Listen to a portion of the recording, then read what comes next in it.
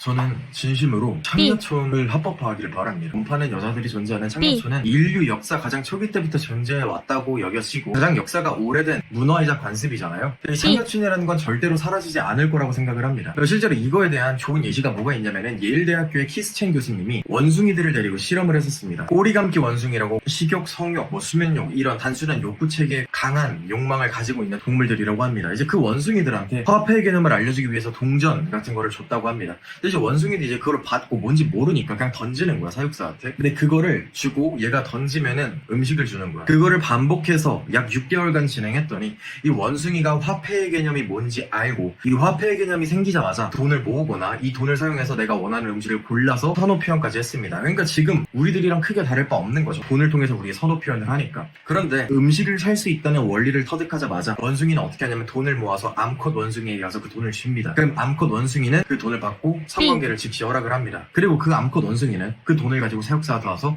음식을 삽니다. 즉, 이 성을 사고 파는 문화라는 것은 본능에 있어가지고 인류 역사에 있어가지고 필수 불가결적인 요소고 굉장히 본능이랑 가깝게 연결되어 있기 때문에 이것이 도덕적이고 종교적이고 윤리적으로 옳든 옳지 않든 없애는 게 100% 불가능하다고 이야기할 수 있습니다. 그렇다면은 성을 사고 파는 이런 시장이 실제로 존재한다는 것을 안다면은 그거를 안 보이는 척하는 게 맞을까요? 아니면 그게 보이는 것을 인정을 하고 그걸 어떻게 우리 사회에 잘 녹일 수 있을지 고민하는 게 맞을까요? 그러니까 창녀촌이 분명히 존재하는데 이거를 모르는 척하는 거는 그냥 그 시장이 그대로 유지되게 두는 겁니다. 가장 병신 같은 정책은 뭐라고 생각을 하냐면은 공급을 차단하는 게 아니라 수요를 차단하는 겁니다. 실제로 이제 수요를 차단하게 되면은 수요와 공급 법칙에 의해서 이 창녀촌뿐만 아니라 암표 시장 같은 것도 마찬가지입니다. 극단적으로 수요를 억제하면은 그에 따라서 가격은 상승하고 오히려 공급은 늘어납니다. 그 얘기는 다시 말하자면 수요를 불법화해가지고 수요를 억제하려고 하면은 실제로 이 수요들은 우리가 보이지 않는 곳으로 숨게 될 것이고 암시장이 형성이 되는 겁니다. 암시장이 형성이 되면은 수요자는 법의 보호를 받지 못하기 때문에 시장에서 약자가 되고 공급자는 가격을 결정할 수 있게 되고 공급자는 시장 적정 가격보다 더 높은 가격을 받게 될 것입니다. 수요가 고정되어 사라지지 않는 고정값이라면은 암시장은 점점 더 활성화될 거고 공급자는 많은 경제적 이윤을 얻을 수 있겠죠. 근데 문제는 국가 전체적 효용으로 봤을 때 그로 인해 가지고 저는 불법을 행하는 사람들이 성을 사고 파는 사람들이 또는 암시장에서 표를 사고 파는 사람들이 돈을 잘 버는 게 차라리 더 보기 싫을 것 같습니다. 차라리 수요와 공급이 분명히 존재할 수밖에 없는 시장이라면은 그 시장을 차라리 합법화해서 그에 따라서 소비자들은 보호받을 수 있게 하고 공급자는 안전하고 청결하고 믿을 수 있게 공급할 수 있는 수단을 만들고 국가는 그러한 안전과 시장의 수단을 보장해줄 대가로 그에 따른 세금을 받으면은 사실 경제적 총이익가 어느 방면으로 봐도 성장하는 측면이란 생각이 듭니다. 제가 하고 싶은 말은 신이란 거는 인류 역사적으로 항상 필히 존재해 왔었고 강제로 없애려고 하고 마치 안 보이는 척 한다면 실제로 우리가 보이지 않는 곳에서 이루어질 것이기 때문에 양지로 올려서 그로 인해서 얻을 수 있는 소비자와 공급자, 나라 전체적인 효용 가치를 높이는 게 좀 더 합리적이고 경제적인 선택이 아닐까라는 생각이 듭니다.